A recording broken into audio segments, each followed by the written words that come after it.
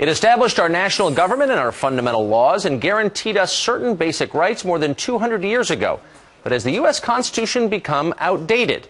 Georgetown University constitutional law professor Louis Michael Seidman says yes, it has, while constitutional attorney David Rivkin disagrees. They both join us from Washington.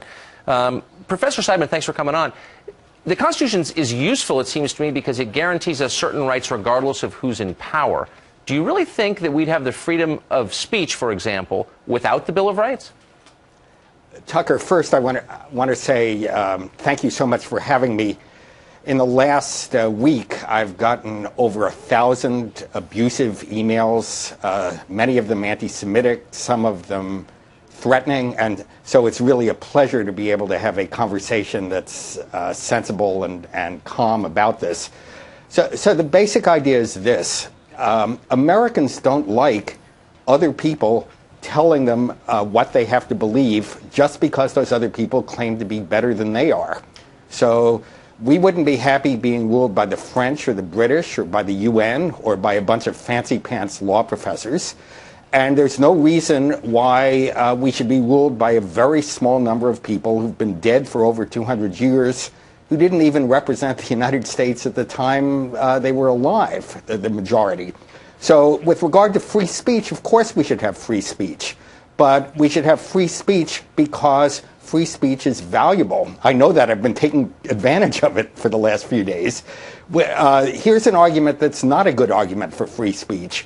We ought to have free speech because James Madison 200 years ago thought we ought to have free speech. Now, Mr. Rivkin, can you think, I mean, countries, civilized countries, Great Britain, for example, Canada, neither one has freedom of speech enshrined in a constitution or a Bill of Rights, and neither one has free speech. You can be imprisoned in both those countries for saying unpopular things. Is that not true? They have different approach to freedom of speech. But let me say this, Tucker. There are two different issues that my good friend Professor Simon has engaged. One is the particular mode of governance that's reflected in the Constitution that features not just provisions in the Bill of Rights, but the diffusion of power, both vertically between states and the federal government and horizontally among the free branches of the federal government, the right way to proceed.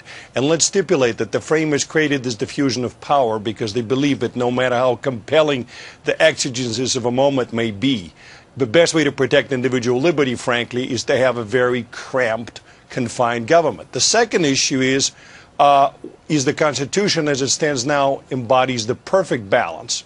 Well, the answer to the first question, I think, is yes. I think the Constitution is a brilliant instrument. It continues to be relevant to the 21st century. But second, we don't need to engage in extra constitutional hand-throwing.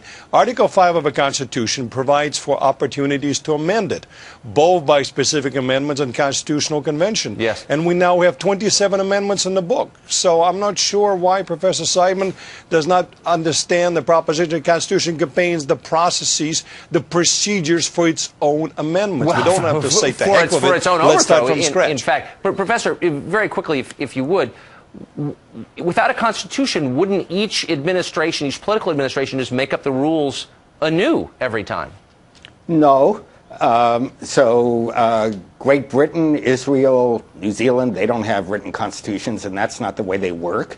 We have long traditions in this country, and we're not about to throw them out tomorrow. We're not about to throw them out in part because Mr. Rivkin is right. There's a lot in the Constitution that Americans believe in today, and so we would continue to do those things. There are also, I should say, some really pernicious provisions that almost no Americans believe in today, and that we ought to get rid of. Gentlemen, I wish we had more time. Thank you very much. That was illuminating. Thanks, Tucker. Well, it puts Jersey